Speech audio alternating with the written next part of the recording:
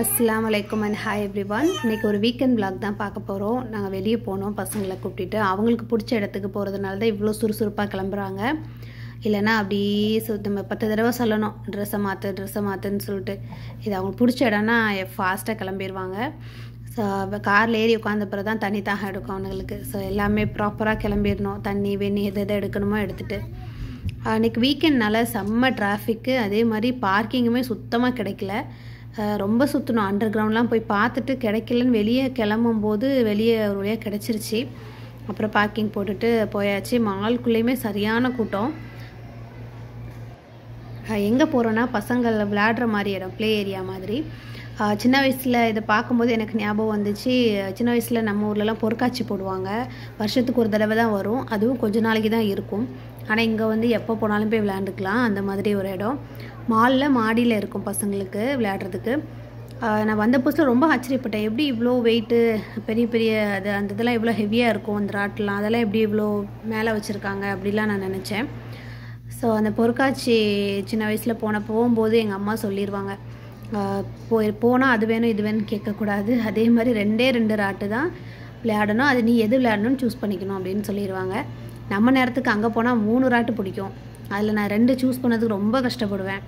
அதை சூஸ் பண்ணி விளையாண்டாலுமே அதை மிஸ் பண்ண ஒரு ராட்டை வந்து பார்த்துட்டே இருப்பேன். அதில் வந்து அநியாயத்துக்கு அன்றைக்கி பார்த்து நல்லா சத்தம் போடுவாங்க அதில் ஏறி இருக்கவங்களாம். ஸோ அப்பப்போ திரும்பி பார்த்துட்டே இருக்கிறது. மறுநாள் ஸ்கூலில் போய் அதை பற்றி நிறைய பேசுவோம். ரொம்ப ஜாலியாக இருக்கும். அந்த மெமரிஸ் தான் எனக்கு வந்துச்சு. இங்கே வந்து என் பையனுக்கு வந்து இந்த கார் ரேஸ் இந்த மாதிரி வந்து ஆசைப்படுவான். அதில் இது வந்து புதுசாக இருந்தது. அந்த கார் சீட்டு எல்லாமே ஆடுறது எல்லாமே ரொம்ப நல்லா இருந்துச்சு. பார்க்குறதுக்கு எங்களுக்குமே நல்லா இருந்தது. அதில் வேற அவன் செகண்ட் வேறு வந்துட்டான். அது அவனுக்கு ரொம்ப ஹாப்பி. ஃபோட்டோ பேர் எல்லாமே கேட்டுச்சு. அதெல்லாம் என்ட்ரு பண்ணிகிட்டு இருந்தான்.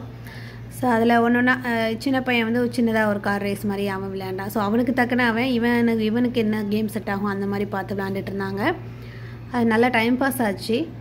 ஒன்று செலக்ட் பண்ணுறது தான் அவனுங்களுக்கு. எது செலக்ட் பண்ண எப்படி விளையாட அவங்களுக்கு கையும் ஓடலை காலும் ஓடலை அந்த மாதிரி தான் ஓடிட்டு இருந்துச்சு. அன்றைக்கி வந்து நாங்கள் 300 ரியாலுக்கு ரீசார்ஜ் பண்ணோம். அதை வந்து 600 ரியாலுக்கு பாயிண்ட்ஸ் ஏறிச்சு. அது வந்து நம்ம வந்து இந்த மாதிரி கேம்ஸ் ஒவ்வொரு கேமும் ஒவ்வொரு ரேட்டில் இருக்கும். 7 ரியால், 11 ரியால், 15, 20, 32 வரைக்கும் இருந்துச்சுன்னு நினைக்கிறேன். ஸோ அது தக்கன நம்ம ஸ்வைப் பண்ணும்போது நம்மளோட காசு கழிஞ்சிட்டே வரும். எவ்வளோ பேலன்ஸ் இருக்குது மீதி அப்படின்னு காமிச்சிரும். சரி அப்படி விளாண்டுட்டே இருந்தாங்க. என் ஹஸ்பண்ட் வந்து என்ன பேசிகிட்டு இருக்காருன்னா கன்வின்ஸ் பண்ணுறாரு. 2 பேரும் சேர்ந்து ஒரே காரில் போகிறீங்களா அப்படின்னு கேட்டுட்டு இருந்தார். அவங்கள சமாளிக்க முடியுமா? அது சின்னதும் ஓட்ட படித்த உடனே இல்லை எனக்கும் தனி கார் வேணும் அப்படின்னு சொல்லிட்டு 2 பேரும் தனித்தனி காரு. அது ரேட்டு கூட அந்த 19 ரியால் இருந்தவொடனே ஒரே காரில் அனுப்பிடலான்னு அவர் நினச்சாரு.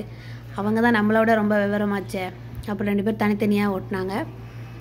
சில கேம்ஸில் எப்படின்னா டிக்கெட்ஸ் மாதிரி வரும். இப்போ நம்ம வின் பண்ணிட்டோம் அப்படின்னா அதுக்கு பாயிண்ட்ஸ் மாதிரி இருந்து அந்த பாயிண்ட்ஸுக்கு சில டிக்கெட்ஸ் வரும். அந்த டிக்கெட்ஸை வந்து டிக்கெட் ஈட்டர்னு ஒரு ஏடிஎம் மிஷின் மாதிரி இருக்கும். அந்த மிஷினில் போட்டுட்டோன்னா நமக்கு வந்து சில பாயிண்ட்ஸ் ஏறும். இந்த இருக்குல்ல இதுதான் டிக்கெட்டு. எவ்வளோ டிக்கெட் நம்ம எடுக்கிறோமோ அதை வந்து நமக்கு பாயிண்ட்ஸாக நம்ம கார்டில் ஏறிட்டு அந்த பாயிண்ட்ஸ் வச்சு நமக்கு சின்ன சின்ன கிஃப்ட்டு வச்சுருப்பாங்க. உள்ளே ஒரு கடை மாதிரி இருக்கும். அங்கே போய் நம்ம அந்த கிஃப்ட்டு வாங்கிக்கலாம். பட் நிறைய பாயிண்ட்ஸ் இருந்தால் தான் கொஞ்சம் யூஸ்ஃபுல்லான கிஃப்ட் இருக்கும். ஒரு 500க்கு மேலே இருந்தால் தான் ஒரு காரு அந்த மாதிரிலாம் இருக்கும்.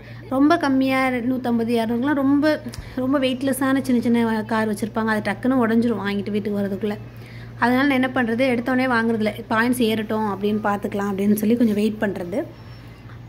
இப்போ இந்த கார்டை இன்றைக்கே காலி பண்ணுற மாதிரி இல்லை. நம்ம ஒரு 4-5 தடவை வந்து கொஞ்சம் கொஞ்சமாக இது பண்ணிக்கலாம். இதுக்கு வேலிடிட்டிலாம் அந்த மாதிரி இத்தனைக்குள்ளே முடிஞ்சிரும் அப்படிலாம் கிடையாது. ஸோ நம்ம ஒரே நாளில் காலி பண்ண அவசியம் கிடையாது. ப்ளஸ் அது ரொம்ப 600 பாயிண்ட்ஸுங்கிறது வந்து எவ்வளோ இருக்குது. அதனால நம்ம ஒரு 4-5 டைம்ஸ் வந்துக்கலாம். அதுக்கப்புறம் நானுமே எதுவுமே ஏதாவது புதுசாக இருந்தேன், நான் போகாத ஏதாவது ராட்டு இருந்தால் எனக்கு ரொம்ப ஆசையாக இருக்கும். அந்த மாதிரி தான் நான் இது ரொம்ப ஜீரோ கிராவிட்டி அப்படின்னு சொல்லி இது இருந்துச்சு. மற்ற மாலில் பார்த்துருக்குறேன். அப்போ என்னடா இது என்ன இருக்கும், பார்க்க ஆசையாக தான் இருக்குது அப்படின்னு சொல்லி நான் சரி போகலாம். நானும் என் பெரிய பையனும் சேர்ந்து போனோம். இதில் ஷூ போட்டிருந்தா தான் அலௌடுன்னாங்க. அன்றைக்கி பார்த்து நான் செப்பல் போட்டு போயிருந்தேன். சரின்னு சொல்லி அங்கனே வச்சு என் ஹஸ்பண்ட் ஷூ வாங்கி லேஸை நல்லா டைட் பண்ணிவிட்டு போயிட்டேன். நம்ம ஆசைப்பட்டது சரி போயிடணும் அப்படின்னு சொல்லிட்டு போயாச்சு. நல்லா இருந்துச்சு. இப்போ சில ராட்டில் ஏறினோடனே அப்படி நமக்கு சேஃப்டி லாக் போடுவாங்க அப்படி இப்படின்னு பயங்கரமாக இருக்கும். பட் இதில் எதுவுமே கிடையாது. சேஃப்டி லாக் எதுவுமே இல்லை. சும்மா சாஞ்சு நின்றுக்கிட்டோம் அவ்வளோதான். ஒரு ரொம்ப ஃபோர்ஸாக நம்ம மேலே ஒரு காற்று அடிக்குது. அந்த காற்று அடிக்குது நமக்கு தலையை கூட என்னால் திருப்ப முடியல. என் பையனை திருப்பி பார்க்கலாம் அப்படின்னு சொல்லி எனக்கு லெஃப்ட் சைடில் என் பையன் இருந்தான். திரும்பி பார்க்கலாம் எப்படி இருக்கான்னு பார்க்கலான்னு பார்த்தா கூட என்னால் முடியல. வாயை அசைச்சு பேசிக்கிட்டோமே தவிர என்னால் திரும்பியே பார்க்க முடியல. அவ்வளோ ஃபோர்ஸாக காற்று இருந்துச்சு. ஏறி கொஞ்சம் நேரத்தில் நம்மளோட கால் நம்ம தரப்பகுதி இருக்குல்ல அது வந்து அப்படியே கீழே இறங்கிடுது. கீழே இறங்குறதுனால என்ன ஆகுது, இந்த வெயிட்லெஸ்ஸான அந்த பசங்க சின்ன பசங்க எல்லாம் அந்த இடத்துல நிற்கிற மாதிரி நிற்கிறாங்க, அதே இடத்துல அப்படி நிற்கிறாங்க அந்த ஃபோர்ஸில். பட் பெரிய ஆட்கள் வெயிட்டாக இருக்கிறவங்கலாம் அப்படியே கொஞ்சம் கொஞ்சமாக கீழே திரும்ப இறங்கிறாங்க, கொஞ்சம் கொஞ்சமாக இறங்குறாங்க அந்த மாதிரி. ஸோ அது அந்த இடத்துல நிற்கிறது வந்து பார்க்க பயங்கரமாக இருந்துச்சு. என் பையன்லாம் ரொம்ப நேரமாக அப்படி தான் மேலேயே நின்றுட்டு இருந்தான். சூப்பராக இருந்துச்சு. நான் ரொம்ப வித்தியாசமாக இருந்துச்சு. இந்த லாக்லாம் இல்லாமல் சும்மா சாஞ்சு நின்றுட்டு இப்படி சுற்றி பார்த்ததில்ல.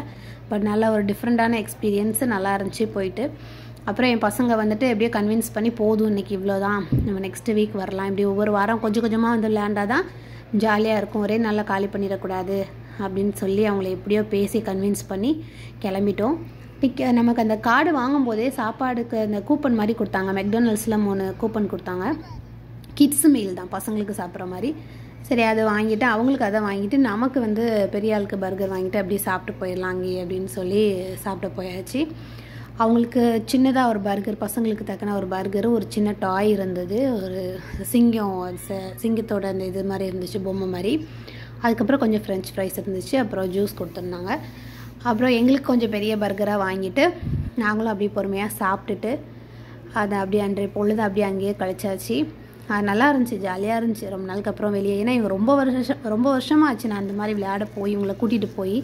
ஏன்னா ஒரு வருஷம் நான் இங்கே வேலை பார்த்துட்டு இருந்தேன், அந்த வருஷம் எங்கேயுமே இந்த மாதிரி கேட்டுகிட்டே தான் இருப்பாங்க, இந்த மாதிரி ஸ்பார்க்கிஸ் போகணும், இன்னொரு இடம் சஃபாரி லேண்டுன்னு ஒன்று இருக்குது அங்கேயும் போகணுன்னு சொல்லிட்டே இருப்பாங்க. டைம் இல்லாமல் அப்படி போகவே முடியல. அப்போ ஒர்க் பண்ண டைம்லேயும் போகல. அதுக்கப்புறம் நான் கன்சீவ் ஆகிட்டேன், அதுக்கப்புறம் டெலிவரி அப்படின்னு ஒரு 2 இயர்ஸ் கிட்ட அவங்கள கூட்டிகிட்டு போகவே இல்லை. ஸோ பசங்களுக்குமே ரொம்ப ஜாலியாக இருந்துச்சு. என் பையன் மால்குள்ளே என்ட்ரு ஆகும்போதே சொல்லிட்டான், அந்த பலூனை பார்த்து வச்சுட்டான், எனக்கு போகும்போது வேணும் அப்படின்னு சொல்லி. சரி பசங்க ஹாப்பியாக முடிச்சு வைக்கலாம், இல்லைனா அப்புறம் அதுக்கு வேறு கோவப்பட்டுட்டே மூஞ்சே சரி இருக்காது. அப்புறம் அதே வாங்கி கொடுத்துட்டு அப்படி ஜாலியாக வந்தாச்சு. இங்கே எல்லா மால்லையுமே ப்ரேயர் ஹால் இருக்கும், அதுக்கப்புறம் ஃபீடிங் ரூம் இருக்கும், ஸோ ரெஸ்ட் ரூம் மாதிரி நிறைய இருக்கும். ஸோ அது கொஞ்சம் நல்லாயிருக்கும். அப்புறம் இங்கே பசங்களுக்கு நம்ம ஸ்ட்ராலர் கொண்டு வரலன்னா இந்த மாதிரி சின்ன சின்ன காரும் இருக்கும், நம்ம ரெண்ட்டுக்கு அந்த மாதிரி எடுத்து அதில் வச்சு பசங்களை தள்ளிக்கலாம்.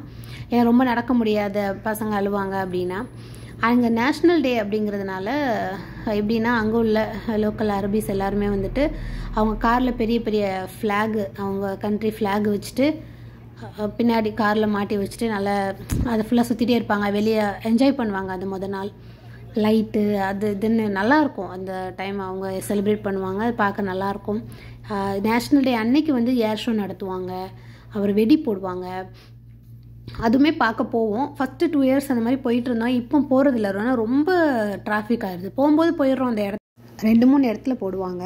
ஸோ நம்ம போகும்போது போயிடலாம், ஆனால் ரிட்டன் வரும்போது பயங்கர டிராஃபிக் ஆகிரும், எல்லோரும் பார்க்க வந்திருப்பாங்கள்ல, ஸோ ரொம்ப கஷ்டமாக இருக்கும். ஸோ அவ்வளோதான் என்னையோட விலாக். தேங்க்ஸ் ஃபார் வாட்சிங்.